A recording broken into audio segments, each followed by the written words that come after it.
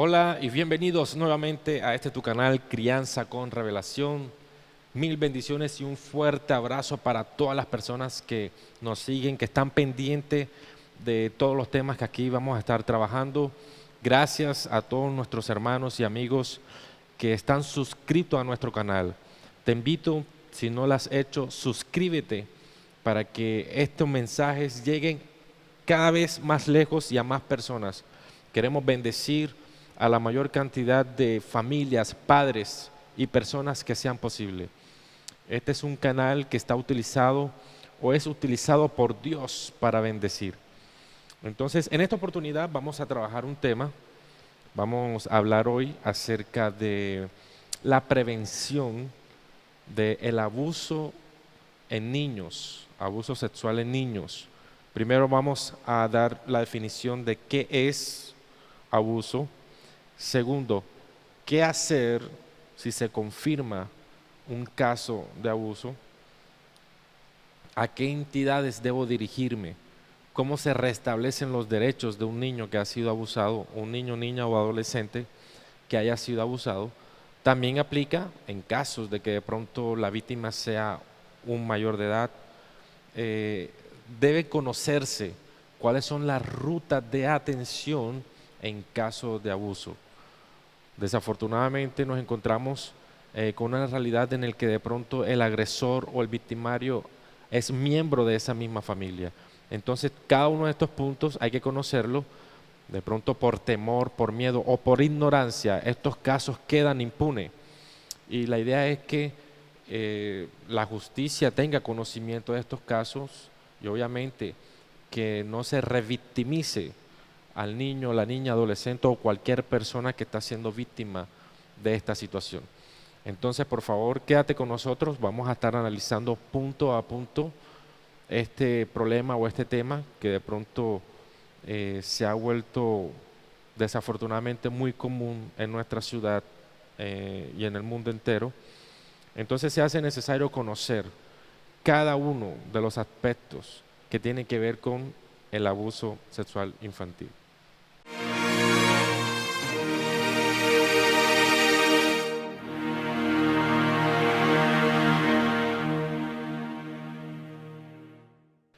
Ok, bueno, vamos a iniciar con el primer punto.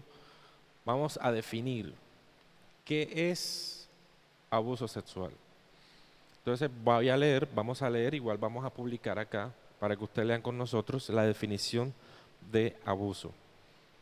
Es todo acto o comportamiento de tipo sexual ejercido sobre un niño, una niña o un adolescente, utilizando la fuerza o cualquier forma de coerción física, psicológica o emocional, aprovechando las condiciones de indefensión, de desigualdad y la relación de poder existente entre víctima y agresor. Ok, les explico. De pronto nosotros decimos o creemos erróneamente que el abuso solamente es cuando hay manoseo o cuando ya hay un acto como tal. Y también hay que tener en cuenta que hay otros tipos de abuso sexual que de pronto nosotros o menospreciamos o no tenemos en cuenta o no le damos el valor que requiere. Mire, cuando un niño, una niña, un adolescente es expuesto a material pornográfico, eso es abuso sexual. Nadie lo ha tocado, nadie lo ha tocado, pero cuando es obligado o de pronto es incitado a ver contenidos pornográficos, sea por ejemplo videos, fotos o cualquier tipo de material audiovisual que tenga contenido de este tipo, eso es un abuso sexual. Así que cualquier persona en su familia que usted está viendo que lo está forzando a su hijo a ver este tipo de materiales, pare y frene eso y enseguida tome acciones para que este niño no siga siendo víctima de este flagelo.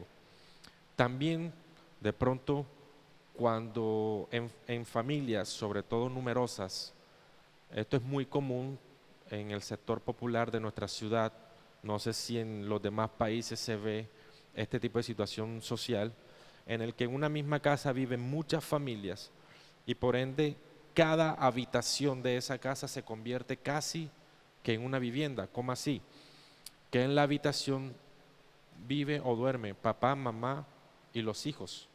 En la misma habitación duermen todos. Algunos comparten la misma cama, otros camas diferentes, pero en la misma habitación. Entonces, cuando de pronto papá y mamá quieran tener intimidad y por no tener la privacidad, los hijos pueden ver o escuchar cuando los papás están teniendo intimidad. Este es otro tipo de abuso. De pronto los papás no tengan la intención, la mala intención de causar un problema en sus hijos, pero por la falta de privacidad o de pronto de someter a sus hijos a que vean y escuchen cuando están en esa situación, en esa intimidad, eso ya también es abuso. Entonces miren hasta dónde es la dimensión de este problema. Yo, en mi experiencia profesional, he atendido niños que han mostrado un despertar sexual a temprana edad. Y cuando analizo la historia familiar, el contexto familiar, me he encontrado que estos niños están repitiendo lo mismo que hacen los papás. Entonces lo quieren repetir con el compañerito o la compañerita de clase, quieren repetir esta conducta siendo pequeños, están teniendo un conocimiento, de pronto un despertar o una curiosidad sexual. Y esto es por situaciones que ya acabamos de mencionar. Entonces, ojo con esto, tenemos o debemos tener claro lo que tiene que ver con el abuso sexual y los tipos de abuso sexual, porque queremos que esto pare, queremos que esto ya no siga ocurriendo en los hogares y en las familias de nuestros niños. Así que se hace necesario trabajar estos temas, aunque de pronto sea un contenido un poco sensible, un poco complicado, pero necesario trabajar.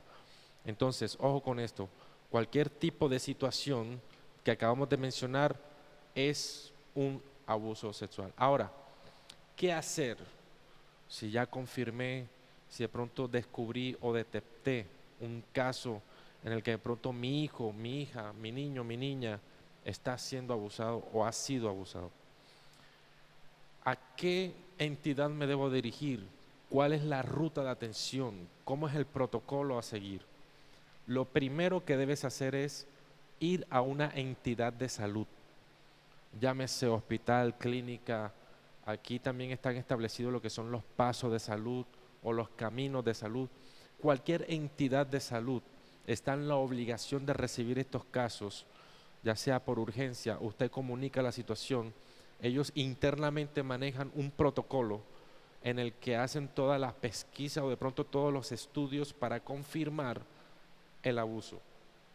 Una vez ya teniendo los resultados de los exámenes y todo lo que tiene que ver con la revisión médica, ellos con esa historia clínica enseguida activan la ruta y llaman a la entidad competente, que en este caso vendría siendo la Policía de Infancia y Adolescencia. En Colombia tenemos o contamos con un ente territorial llamado CAIVAS, que es el Centro de Atención Integral a Víctimas de Abuso. Entonces, cuando activamos la ruta a partir del sector salud, ellos enseguida hacen la interconexión con estas demás entidades. Entonces, cuando de pronto ya el caso es confirmado y se necesita de que haya alguna sanción o de pronto un castigo para el agresor, entonces la persona, el familiar, va con todos estos documentos de soporte a la fiscalía para que esta entidad se encargue de emitir la orden de privación de la libertad del agresor. Entonces, estoy explicando esto que por qué primero se activa el sector salud, porque muchas veces nosotros por enojo, por rabia o también por ignorancia, creemos que lo primero que hay que hacer es castigar al agresor y de último dejamos el restablecer el derecho a la víctima. No, primero está la víctima y luego ya las autoridades se encargan del agresor. Entonces, ojo con esto, el orden de la atención de estos casos es primero la víctima. Entonces se activa el sector salud para garantizar la integridad física, la salud de la víctima, de que todo está bien, que no tenga ningún daño, que no tenga de pronto una infección o algo producto del abuso. Entonces, por eso se hace necesario primero activar el sector salud. Luego, con todos los soportes y las pruebas que los médicos emiten, entonces con esto se establece una denuncia o una demanda por la fiscalía. Las denuncias solamente se hacen en fiscalía. Ojo con esto. Ellos son los encargados como ente judicial de recibir estos casos y enseguida tomar las medidas necesarias. Ahora, cuando se trata de pronto de un delito menor, sea de pronto algo que se pueda llegar a un acuerdo, a una conciliación en cuanto a lo que tiene que ver con la vulneración de derechos de nuestros niños, llámese de pronto manutención o de pronto negligencia o algún tipo de situación familiar, ahí es donde vamos de pronto a acudir a la comisaría de familia. La comisaría de familia es un ente administrativo en el que nos puede asesorar, nos puede ayudar y hacer un acompañamiento psicológico, social y jurídico para poder llegar a una conciliación de la situación que se está presentando en el núcleo familiar. ¿Por qué digo núcleo familiar? Porque de pronto creemos que como se llama comisaría de familia, pero mi familiar, el que de pronto me está agrediendo, vive en otro barrio, en otra ciudad, pero aún así me está haciendo daño, entonces voy a la comisaría de familia porque es mi familia. No, tiene que ser personas que vivan bajo el mismo techo, en la misma casa. Entonces, si viven en la misma casa, la entidad competente es comisaría de familia.